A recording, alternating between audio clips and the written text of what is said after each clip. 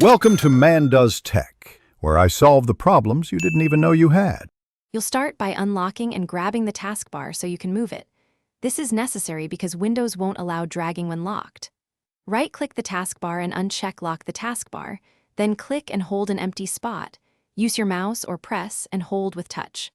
While holding, you're preparing to drag. Make sure your display scale and resolution are reasonable so the bar snaps correctly. Otherwise, it can jump or not align where you expect it.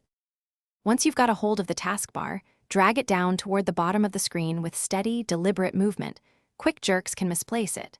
As you approach the bottom edge, move slowly so Windows Snap behavior engages and the bar locks into the correct slot. If you use multiple monitors, make sure to drag across to the monitor you want before releasing, because releasing early will pin it on the current display. When it aligns, release to set it in place. After the taskbar sits at the bottom, right-click it and re-enable Lock the taskbar so nothing shifts later. This prevents accidental moves.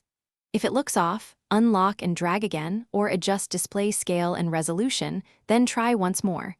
Those settings often cause misalignment. If the taskbar refuses to move or is unresponsive, open Task Manager, find Windows Explorer, restart it, and then repeat the drag. This refresh often fixes UI glitches and lets you complete the move. Thanks for watching. If you found this helpful, don't forget to like and subscribe.